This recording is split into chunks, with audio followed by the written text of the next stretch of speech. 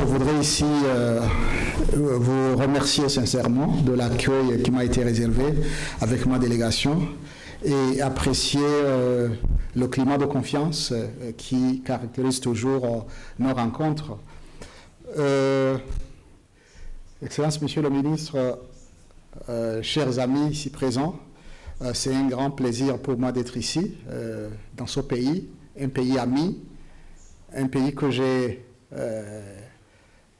n'avais pas encore visité, mais qui me tenait toujours à cœur parce que j'ai toujours appris que le Maroc et le Burundi avaient des relations vraiment très sincères et historiques. Je voudrais aussi, je ne vais pas revenir sur ce que nous avons discuté, le contenu du communiqué, parce que Son Excellence, Monsieur le Ministre, l'a déjà évoqué. Je vais tout simplement dire que le Burundi vraiment apprécie beaucoup le soutien, l'accompagnement du Royaume du Maroc dans ses projets de développement, dans ses engagements internationaux.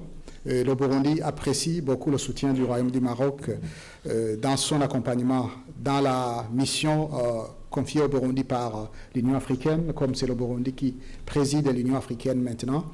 Il y a eu beaucoup d'engagements, beaucoup de priorités, et le Maroc s'est toujours tenu aux côtés du Burundi pour justement que l'Afrique que nous voulons soit vraiment une réalité.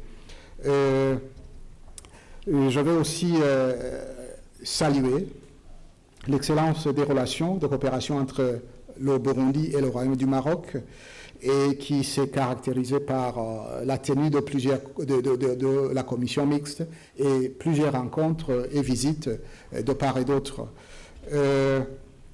Nous avons déjà signé des accords de coopération, 10 accords déjà, et nous avons décidé, nous sommes mis en ça d'accord que justement ces accords puissent être opérationnalisés, qu'ils produisent des résultats pour justement que nos populations puissent en bénéficier. Nous saluons aussi la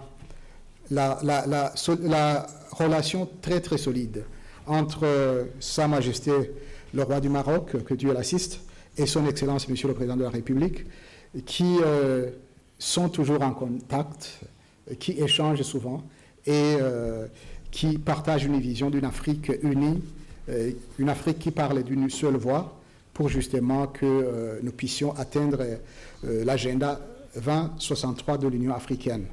Et dans ce sens-là, nous avons vraiment apprécié l'initiative du Maroc à intégrer avec cette connexion qui permet d'ouvrir au pays du Sahel l'accès au littoral marocain et qui, bien sûr, pourra permettre l'intensification des échanges entre ces pays.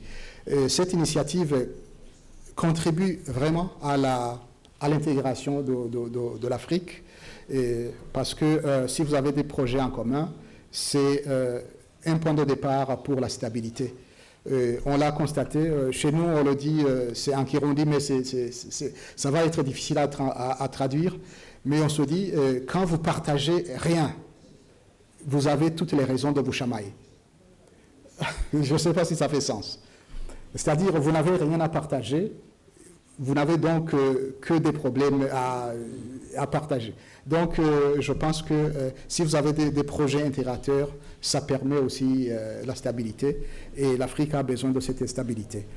Nous avons aussi apprécié ensemble avec mon frère, le ministre, la convergence des valeurs entre le Burundi et le Royaume du Maroc en ce qui concerne la collaboration au niveau des instances internationales, la mise en avant du multilatéralisme et puis la résolution des conflits par le dialogue.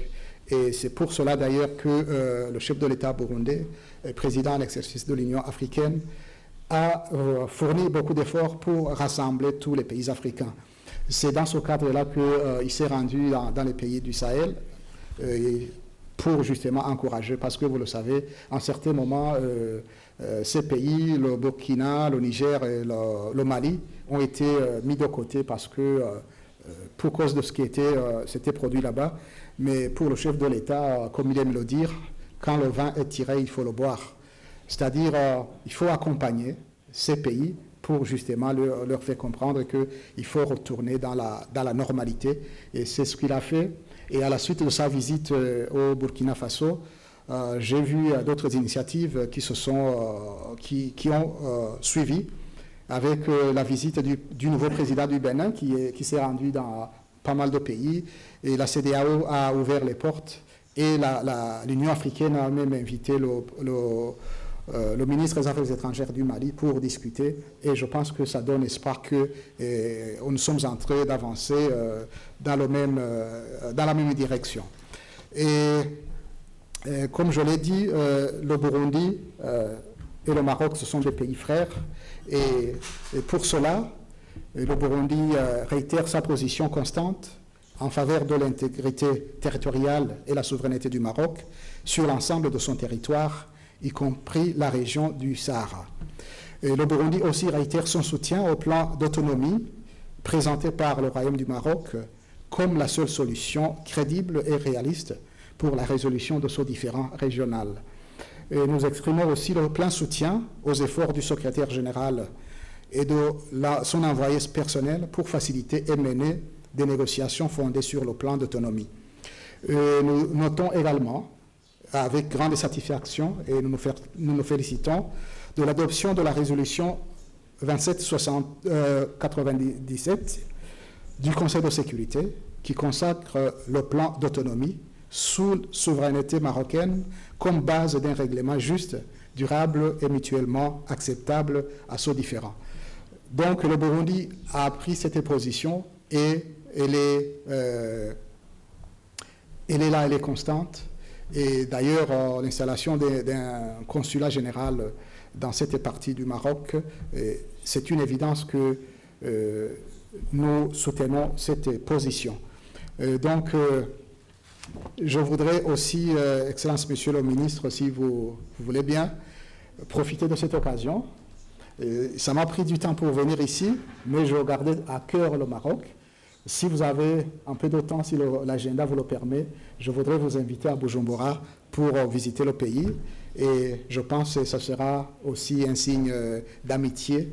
Et si vous pouviez, bon, c'est tout près, mais si vous pouviez venir partager, célébrer avec nous l'indépendance du Burundi qui se célèbre le 1er juillet, ce serait un grand plaisir.